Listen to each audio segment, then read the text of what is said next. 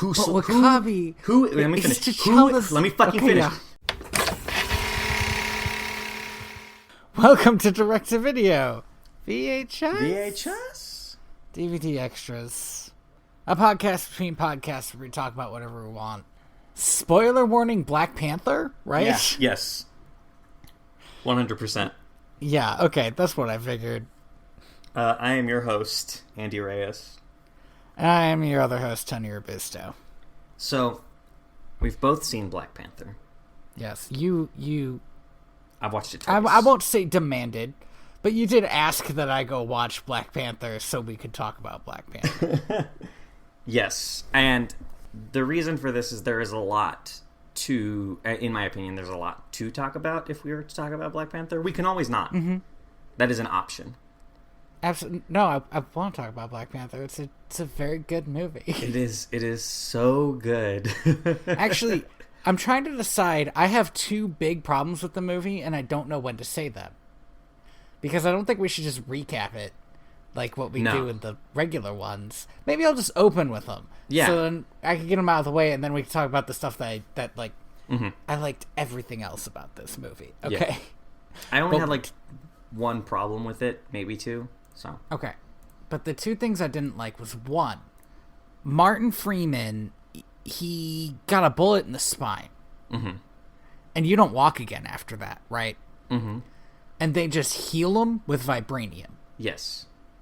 Okay, and that is okay, so in superhero movies you have stupid, ridiculous science stuff, but when it happens to the Hulk, then you could say, well, that wouldn't work for normal people because it's the Hulk. Mm-hmm. But they just healed a normal guy an injury that is impossible to heal. Yes. Which means that that so messes up the core premise of the movie is about whether it's ethical for them to protect themselves if they have so much more than the rest of the world. Mm-hmm. And not share their wealth with the world. But science and medicine specifically has always been international. Mm-hmm. It's supposed to be international, and so the idea that they were just sitting on this stuff that could heal nerve damage is super shitty. It is, but that's the thing that the movie wants to really put across is that isolationism is bad. Well, yes, but the issue I have with this specific way that they do it is if somebody gets shot in the spine, they're not going to walk again. Or they could be very lucky and walk again after many years of work. But, the fact that you shouldn't cure cancer in a comic book movie. Because then a person with cancer watches it and says, well, I still have cancer. They point out in dialogue that this bullet wound was not, or this bullet wound was fatal. That if they were to leave him in that state, he would have died. So the point of this exercise wasn't necessarily we can cure spine damage that could lead to paralysis. It was more along the lines of we can stabilize him and get the bullet out without him dying. Yeah, but that wasn't what it felt like to me. Especially because then he just literally stood up and walked around. Yeah. Like he hadn't been shot. I wish that they had gotten that character into the movie in a different way. He could still have been shot. See, I wish that character wasn't in this movie.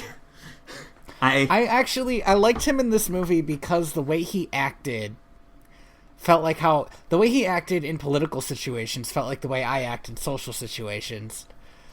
Which is to stay quiet until somebody asks me to do something. He felt so much like an outlier to the series of events that were happening. And while I appreciate the small character growth that this character got in this movie, in my head, it was the entire time I was just like, what the fuck is this asshole from Civil War doing here? Why can't this just be a cool movie about Black Panther? Why does he have to be here? What? And he has a part to play in the climactic battle of the film, I guess, but I feel like you could easily just not have him there and that would have been fine. But I feel like I feel like when this was made, they were afraid that they didn't want T'Challa to be the audience's view in. I think they wanted like an American guy to have the view in. But here's the thing, right? I don't think they needed that. The thing is, though, is that sucks, right? Like, I mean, yeah, it does. When I watched Captain America, they didn't have a handy Hispanic dude there for me to be able to identify with Captain America, you know? That's true. They didn't do that until Ant-Man. Did you ever see Ant-Man? No. Okay, that's fine. That's probably fine. I feel like every time you bring up Ant-Man, you ask me if I've seen it, and I keep saying no. And you keep saying, that's fine. Although I saw the trailer for Ant-Man and Wasp, and what I like about that is that it looks like the way that it was advertised, maybe not the way that the actual movie comes out, is it like looks more campy than a Marvel movie usually is. It feels like kind of a buddy cop movie. Yeah, but that could kind of be fun. But I also still don't care. So I don't know. I kind of like the idea of a Wasp movie, even if she has to be along with Ant-Man. One more thing. Let me get into the other thing I don't like about this movie. Okay. W'Kabi, mm-hmm. who is Black Panther's or T'Challa's best friend.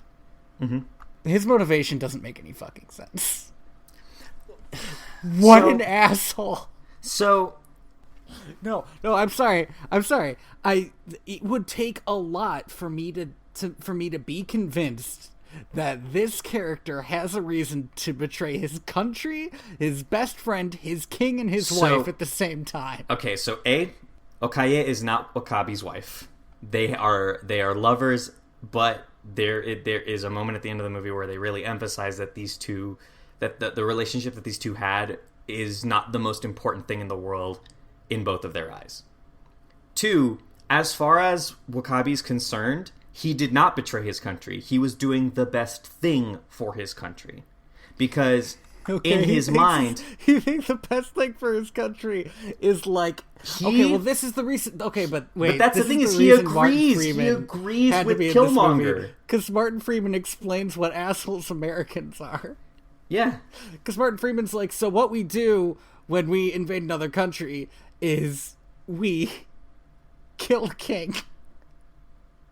And we start selling weapons. And that's like what, oh my god, what's his name? Killmonger. Eric Killmonger. That's what Killmonger starts doing. And this guy's like, yeah, alright.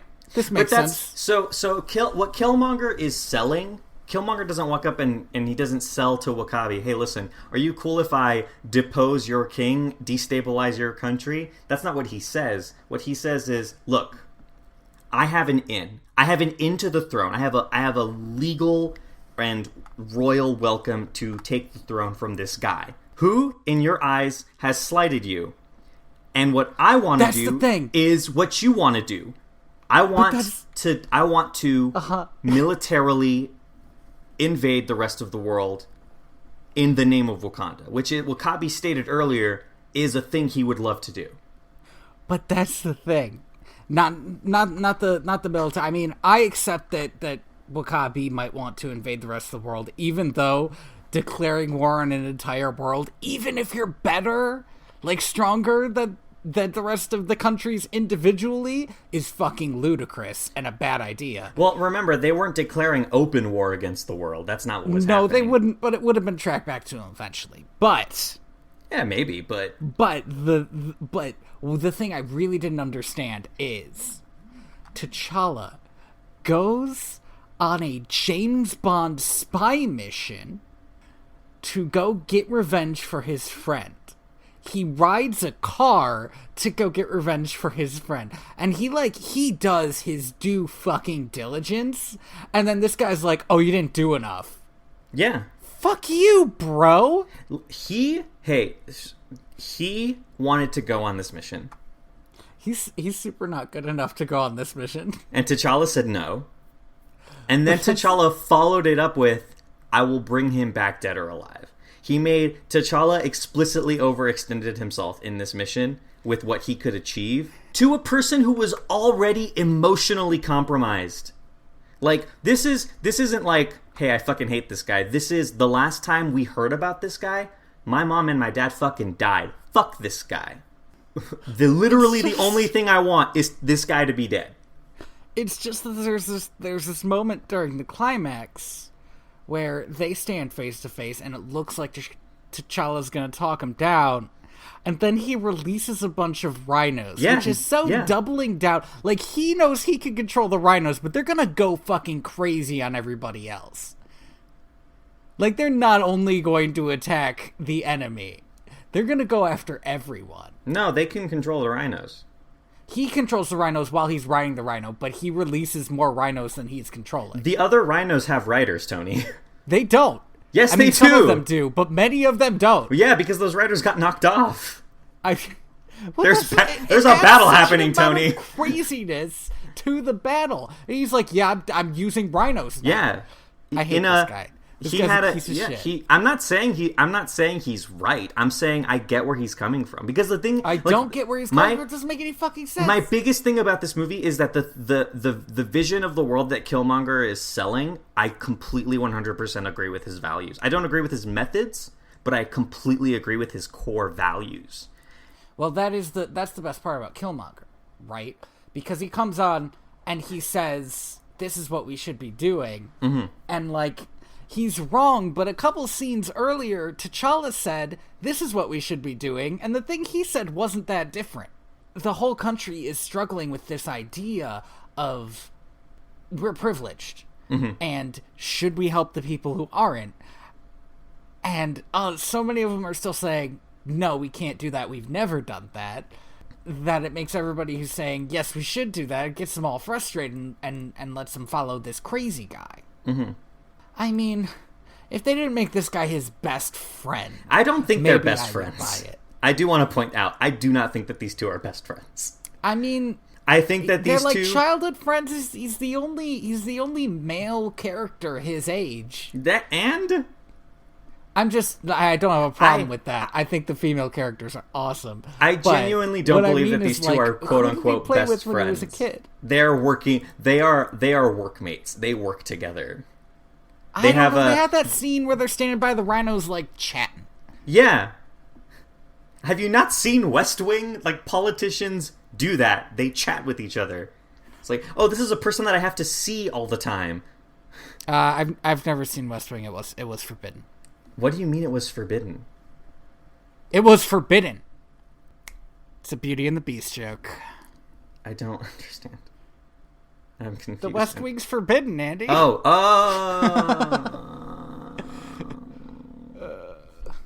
I thought it was funny. It's always funny when you have to explain it. You should have just doubled down and no, Andy, it's forbidden. Somebody got it. You should have committed to the bit, and somebody would have gotten it. Hey, this is Tony from the future. I could not let this go, so I looked it up, and according to the Marvel Cinematic Universe wiki, W'Kabi is the head of security for Wakanda's border tribes, as well as T'Challa's best friend, Andy. Could this be construed as a petty use of my time? Yes, but I stand by it. Anyway, now that I've voiced the things I didn't like about this movie, I'll go into what made it great. Oh God, there are so many things. So one of the long-standing things that I've had a problem with when it comes to Marvel movies is that you have three classes of Marvel movies. You have Marvel movies that don't work. Your Iron Man 2s, your Thors, your whoa, you thought Thor didn't work? Your Ant-Mans. You haven't seen Ant-Man. Shut Andy. up. You have, though. It's just Iron Man. But with an old guy. Anyway. You have your Marvel movies that work and are helped by the fact that they are Marvel movies. Your Captain Americas, your Avengers, your Iron Mans, your... I guess I should include in the first category Guardians of the Galaxies, even though I didn't like those movies. But I'll throw them in there. Wait, wasn't the first category movies that didn't work? Oh, never mind. I'm confused. Well, I guess I will throw them in there because I don't like them. Everybody else did. Okay, well, then they can put them in whatever category they feel they fit in. That's not my problem. Great. And then you have your third category, which is Marvel movies that work almost in spite of the Marvel formula.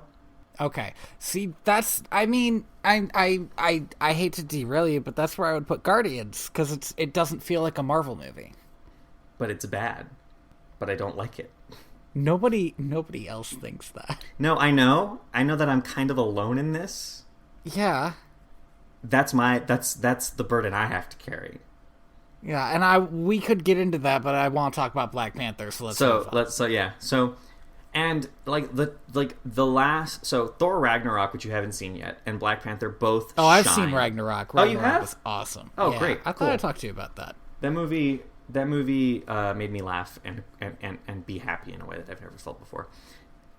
It made me want to watch more Marvel movies. Yeah, which is good because I was burnt the fuck out. Yeah, no, it kind of like breathed new life into it. But the thing is Thor Ragnarok and Black Panther both have an identity and like a presence, and at every turn seem to be struggling with the fact that they're part of the Marvel universe, because they explicitly break a lot of rules that the Marvel Universe has spent a while, like, setting up. Like, there's a part in spoilers for Thor Ragnarok. There's a part in Thor Ragnarok where Thor literally becomes, like, a battle mage. Just starts, and, like, 2 Heavy Metal just starts punching dudes and doing magic and doing punching. And Marvel has been so anti-magic. Like, even in Doctor Strange, a movie that's about magic, they've always been so focused on like, no, but even like magic is like actually science.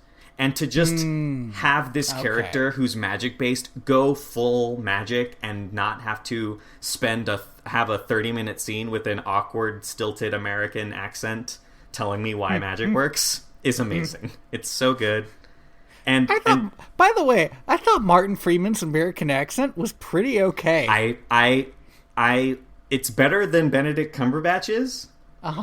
But there is like a baseball announcer cadence to his speech, where at any moment I expected Martin Freeman to just look at the camera and go, and here at the bottom of the ninth we have looks like a T'Challa coming up to bat, seeing what's going to happen here. He's got a pretty good average, 2.58 here on the outfield. Like, it's stilted. And like, don't get me wrong, he knows how to enunciate at least. Good for him. It's not Benedict Cumberbatch's weird kind of like swallowy your mom thing that he was doing. But I still didn't like it. It was fine. What was I talking about? You're talking a little bit about Ragnarok and how it broke all the rules. And and the science thing. Yeah, and like Thor Ragnarok, like just, and like not only that, but Thor Ragnarok also just did some cool cinematic stuff that felt very, very unconventional. Like any scene that when Thor was having visions about his dad, and you just had that when jump. he was like I assume about to die. Yeah, those ominous jump cuts. Yeah, that felt very like experimental. Like, I would see that in an experimental movie. And not only that, but it brought a level of I don't want to say spirituality, but otherness, you know? Mm-hmm. Thor is a mythical god. And in the last 2 Thor movies, he just felt like a jock with a hammer. But in this movie, he feels like a mythical being who is going through an epic journey. Mm-hmm. Like, the stakes are tangible, the goal is clear, and at the end of the day, they finally fucking did something about Loki. Yes, they did. They did something with Loki's character that wasn't wishy-washy and dumb. We did talk about Ragnarok because I remember talking about how tired I was of Loki at the beginning of it, and how I had gotten over that by the end because they finally did something with him. Yeah, and Black Panther in a similar fashion breaks a lot of those conventions that you expect out of a Marvel movie.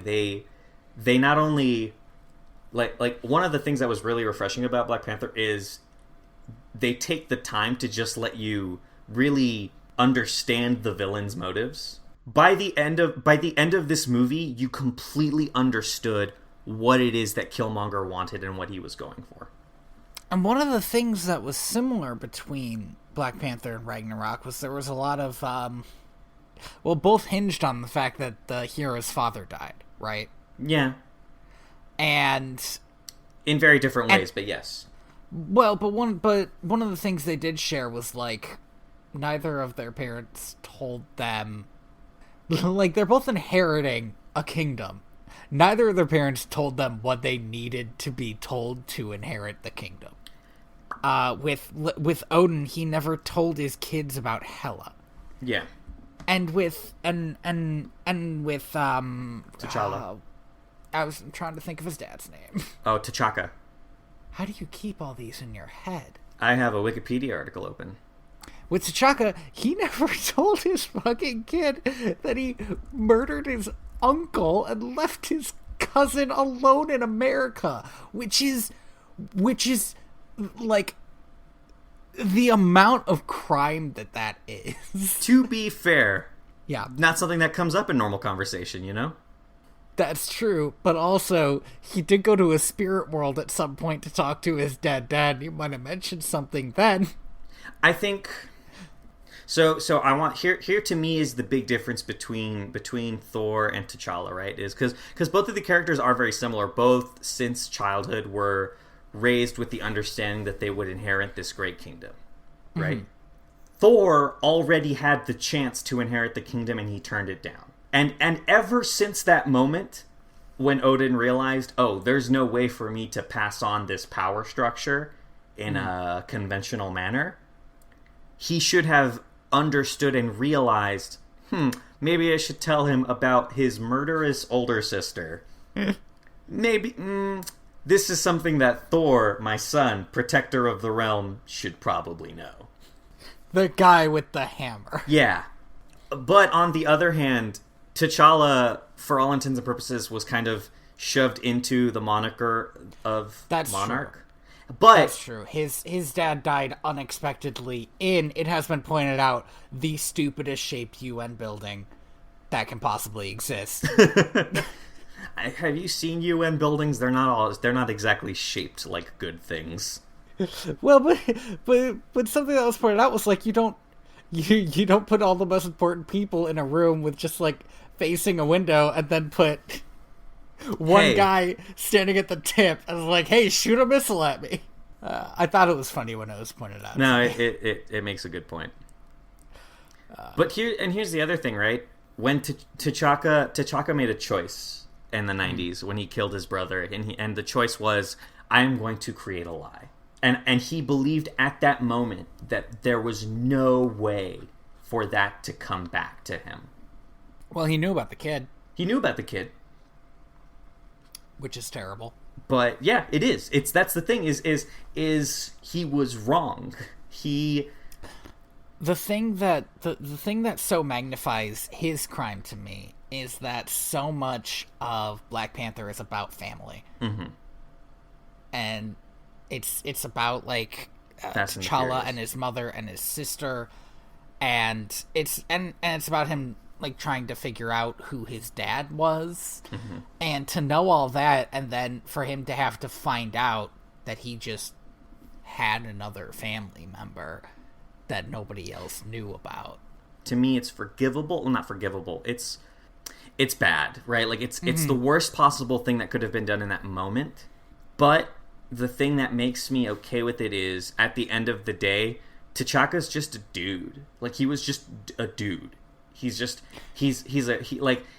got super Black Panther powers, you know, and he's a king, but he's still just a guy, right? Odin is an all-seeing god. That's a solid point. And, right, so his fuck up is a little more like it's a bigger fuck up. It's a bigger fuck up, yeah. And I think the other thing is the choice that was being made. T'Chaka's choice is so much more personal. It's so much more visceral to realize, right? Like all heroes make mistakes. Some of them aren't forgivable. Yeah, that's the hard bit, isn't it? because like his dad was a good king. Yeah, there's maybe one of the reasons he was a good king is because of this. Is because he was able to make bad decisions. He mentions to T'Challa like later, like in that dream sequence, like you're a good person. That's gonna make it really hard for you. I really like that. It's a great line. It's a good line. I want to talk about Killmonger. First, I have been, if anybody follows me on Twitter, there was a good week ongoing of my life where I'm just retweeting Michael B. Jordan and just, I'm just in there, I'm so good. My hands are clasped in prayer. Holy shit. What a performance. Like, fuck. I'm pretty sure in this movie you're supposed to think for a little while that M'Baku is going to be the main villain. But I never did because I kept on seeing you retweeting stuff with Michael B. Jordan in it.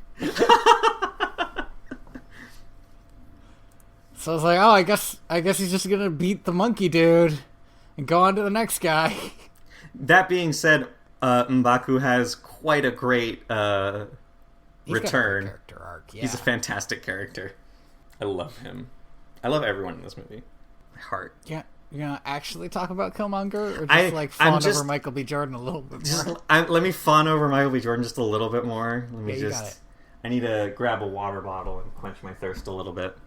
So Killmonger. Marvel has always had this problem. We've talked about it a bit, where their villains are kind of bullshit and dumb and bad. And I will say, before you get into this, I really like Killmonger's character. He does just have Black Panther powers, which was a mistake that was made with Ant-Man and Iron Man. Like in the first movie, they seem to want to just throw somebody with the same powers at the hero. This time I think it worked, but it's kind of a risky move. I don't know about Ant-Man. I will say when they did it in Iron Man and Iron Man 2 and Iron Man 3, Iron Man 3, he had different powers. He had fire abilities. Oh yeah. Oh, I forgot about that. Mm-hmm. Whoa. Yeah, so it was wonky. Yeah, that movie's a trip. Isn't there a part where they like save the weird president? Iron Man 3 is like a movie that you should probably watch on mute while playing Pink Floyd. So, so when they did it in Iron Man 1, they had a problem because the main villain was kind of a non-entity. Yeah, he was. So there's a point in the movie where he goes from being a reasonable dude to fucking insane. And then he built himself an Iron Man suit that's the size of 8 Iron Man suits. And you're like, yeah, that's a bad guy. Why did he make it so big? Why did he make it so big? It's supposed to fly. And, that scene where it flies is the stupidest fucking thing, too. Where he's just like, I gave mine bigger jets. And I was like, fuck this movie. It's so, it's fun. It's great. It's dumb superhero fun. Yeah. And it's okay when you're the first Iron Man movie, right? But something that makes it okay in Black Panther is that the ideological opposition between Killmonger and Black Panther is constantly reaffirmed. In dialogue, in action, and whenever they are speaking to someone else. In a way that I do not think I have seen since Winter Soldier. I'm sorry, I can't think of Winter Soldier as anything other than the one where my city explodes. There is a point in Winter Soldier where Captain America vocally expresses his disdain for what S.H.I.E.L.D. is doing. Uh-huh. It's like 2 scenes. Okay. But it's like somebody saw those 2 scenes and thought, shit, you could make a whole movie that's just 2 people who have the same end goal but different ideals. And it comes up to a great point at the end. Should I say the end? No. No. Okay. I don't think so. But I will say that that the difference in values between Killmonger and Black Panther is unresolvable. Yeah. It is, but its non-resolution is necessary in order for Black Panther to learn from the experience. Because he has to walk away from this movie understanding what the unique position he has in the world. Mm-hmm. Understanding the capability that he has to do good and what his extension can and should be. It's so good. Like, there's a moment in this movie where they're both standing around talking, yelling at each other like anime fighters, and it's so fucking good when in the middle of a fight two characters have to talk to each other about what they believe in. Mm-hmm. But also not have it just be, we stopped fighting, let's talk about what we believe in, and then start fighting again. There's like a thing that happens that makes this not bullshit. And it's very good. Because I do love it when characters are forced to talk to each other. Also, just Michael B. Jordan is so hot in this movie. Oh my god. Yeah. I'm like hot under the collar right now just thinking about it. Great. Oh my god. Whenever he would start to have a good point, it would pop into my mind that he murdered his girlfriend for no reason. Yeah, yeah. I was like, hey, that's a good point. I was like, murdered his girlfriend, crazy guy. I was like, oh yeah, right. It is an absolute fucking tragedy, his character. Mm-hmm. It is easy to imagine a world in which Killmonger could have been the next king of Wakanda. He had the tenacity, the drive, the leadership, and the cunning to be a good leader. Also, the things his dad wanted are like more what T'Challa wanted than what Killmonger wanted, mm-hmm. which is more to help people. I mean, he than to like start wars, you know? Yeah. He just started it through a violent means, but that gets so warped in Killmonger's head, right? It's Killmonger is he's fallen victim to two systems that he has absolutely no control over. First, he's abandoned by a country whose existence he knew of that rejected him, mm-hmm. left his father dead. He had no idea what the political drive was that caused this to happen. He was never sat down and told why this had to happen. He was just a scared kid who lost his dad. And mm-hmm. there's a line later in the movie where the kid actor who plays young Killmonger says something along the lines of like, that's just what happens around here that really fucking hurts. Mm-hmm. And it makes you realize like the biggest crime that, in my opinion, that T'Chaka committed is leaving this child who for all intents and purposes is family, and not just family but a member of his people. Mm-hmm. Allow him to fall victim to poverty because he was afraid of telling the truth. And then by extension, this kid filled with uncertainty and anger about what happened now has to fall victim to the American system.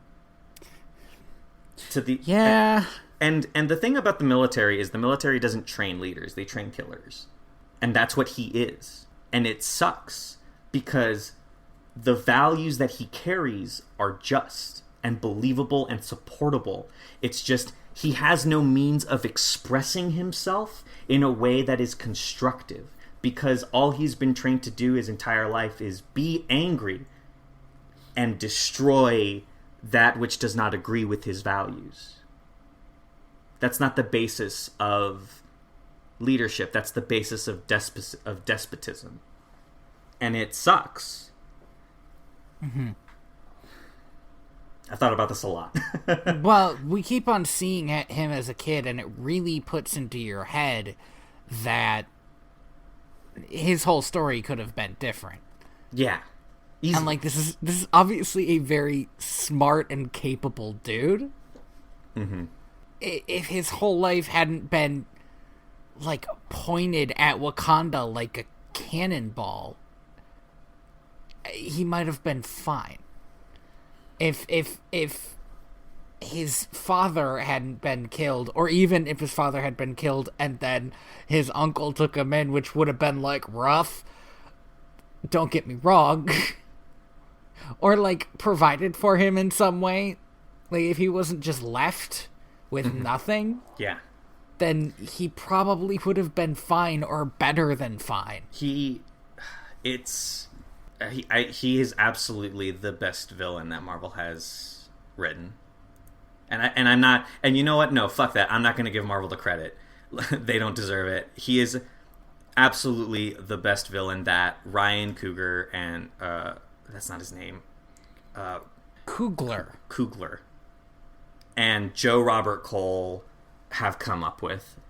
There is the only reason Killmonger as a villain has weight is because you can tell that this is somebody's story. Somebody experienced this. Mm.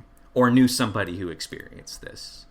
I don't know. It's a tangibility that I don't think any... Like, even my favorite Marvel villains have never had a tangibility to them.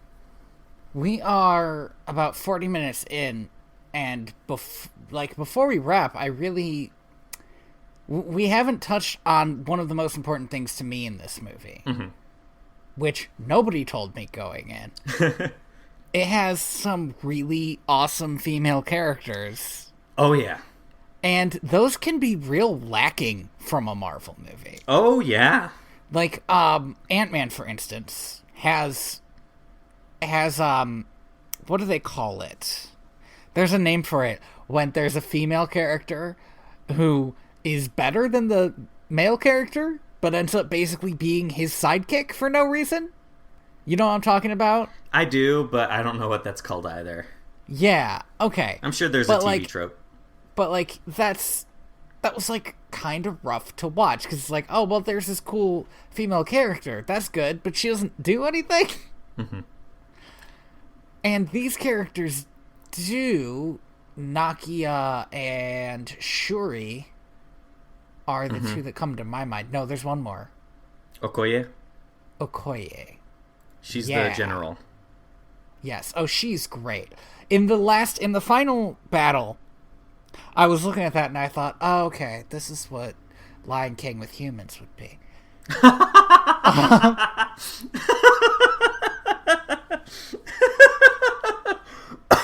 Oh, fuck.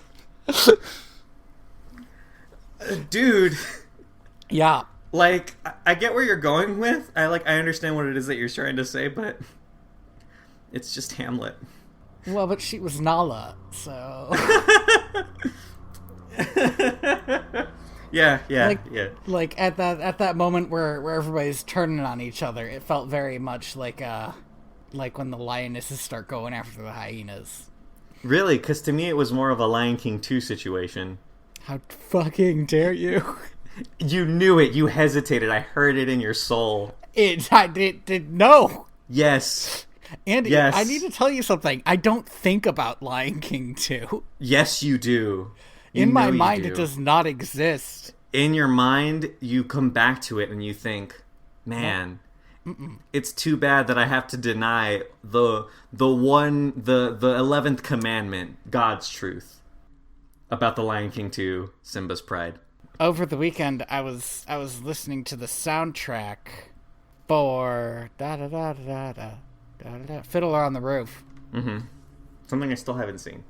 And I got to Sunrise Sunset, and I thought, man, Lion King 1.5 is a great movie. You're insane. You're a crazy person. But also Shuri is awesome. Shuri is absolutely amazing. She's adorable and dangerous. And awesome. There is no point in this movie in which a female character capable of action does not commit themselves to that action. Mm-hmm. Like it's so beautiful to just see these characters that are just so incredibly ranged, from they're all such different types of characters too. There's no copy pastaing here. There's no cheating. Mm-hmm. Well, one of the most interesting things was when T'Challa was overthrown, Mm-hmm. there was I just got that. That's really good. there was like some butting of heads between Okoye and Nakia. Mm-hmm. Because they each saw the other as like being disloyal in this moment when they needed each other. Because Nakia thought that the best thing to do would be to like run off and regroup and try to get this crazy person off the throne, and Okoye thought it's my job to defend the throne. And, like, this guy's on here, and I'm going to do my job, and I'm still loyal to my country, even if it's being led by somebody I don't like. And I thought that's just fucking cool, man. That's so much deeper and more interesting than so much of what they've given women to do. I cannot think of it was really hard for me to think of another scene in a Marvel movie in which two women characters got together and had to like dole out what it is that they were doing and why. Okay, who the fuck is in Civil War, man? No, it doesn't happen in Civil War. I can tell you that right fucking now. It happens in Guardians 2 between the two sisters. I still haven't seen that one. Oh, okay. Yeah, all right.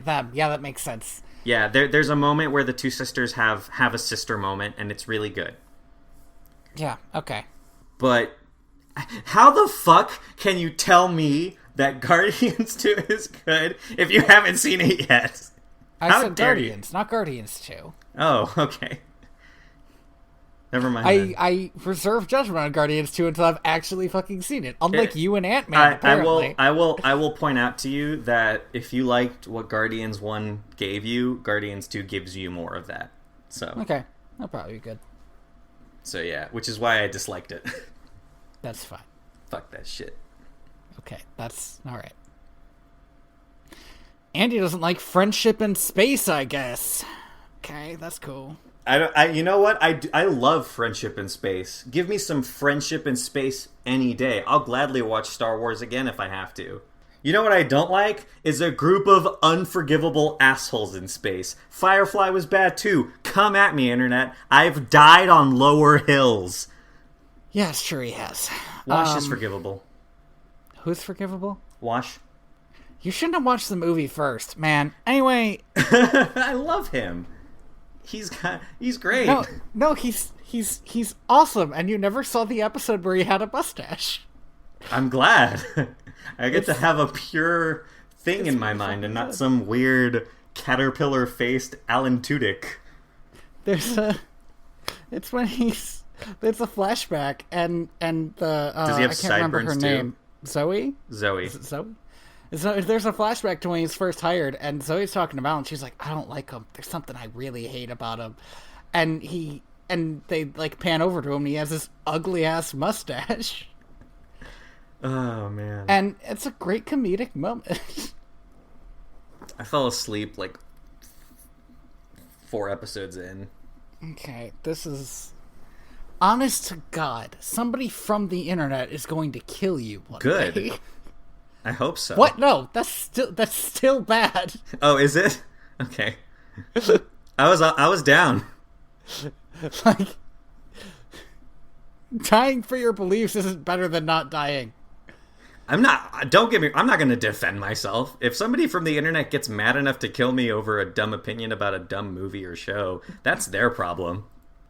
It's also your problem. How is it my problem? 'Cause you're going to be dead. Yeah, that's not my problem. I'm dead. I'm not gonna have time to think about how problematic it is. Thank you for listening to the lecture video. VHS? DVD extras. I just... Yeah. I'll go to the place. I still haven't seen that show either, by the way. I know you haven't! I have been your co-host, Andy Reyes. I've been your co-host, Tony Robusto. By the way, just the music in Black Panther was super good. Oh yeah, go listen to that soundtrack. It's kick-ass. It's fucking nobody bumping. told me that the music would be really good either. I walked in and I was like, okay, so I'm told this is like a really cool black movie. And I sat down and I'm like, oh, it's like also a really cool woman movie. And it's got awesome music. You sat down and you were like, there's color in this movie. What the fuck? Hilarious. Well, actually, black is all colors. Actually, when it's light, it might be the absence of color. And to get the scientists on this. No, I'm not. They have better things to do. Did I say my fucking name yet? No, you haven't. Cool. I'm Tony Robusto. You can find me on Twitter at royalty_valence. And you can find me on Twitter at TheaterBats. And also, you can find the comic that I do and inspiredbytrueevents.org. And I have finished up the second Pokemon fanfiction. So all that's in the description if you want to read about little girls and Pokemons. I will say, if you're doing a long binge, have the archive open and then just leave it open because there's no real good way to scroll through them in chronological order. Tumblr's hard, man. No, I agree. I still don't know how to use it. Also, if you're doing a binge and you want to go on Twitter and say, hey, you spelled this wrong, that's fine. I'm into that. I'll fix it. Oh, here, let me pull up my list. No, I'm just kidding. Well, I was waiting for the list. There are several things come to mind. The thing is, I didn't proofread them. I mean, I proofread it once. I typed it down the first time, and then I went through it when I was putting it on. But I didn't do a real editing job. I got the worst of it out, so I'm convinced there's a lot on there. You can also find more episodes, main episodes, more DVD extras on our website at direct2.video or wherever you get your local podcasts. And if you're on Google Play or the iTunes store, go ahead and give us a 5-star rating. We really appreciate that stuff. Local podcasts. The music that you're probably hearing right now is Penguins on Parade by Lee Rosevere. Isn't it great? Dude, it's amazing. Why are you doing this to yourself? You know it's a bad joke. It is a bad joke. Here we are. We've talked 3 times about how it's not great. Music for Podcast 3. FreeMusicArchive.org. Are we good? I think we're good. I've been the ghost of John. That's not even a thing. I'm tired. No, that's it. That was Andy it. About how wrong he is. I'm the ghost of John Smith. And I'm just the ghost of Andy. Internet Dead. Oh, Internet Dead would be the great name of a band. I love Internet Dead. Yeah, that's really good.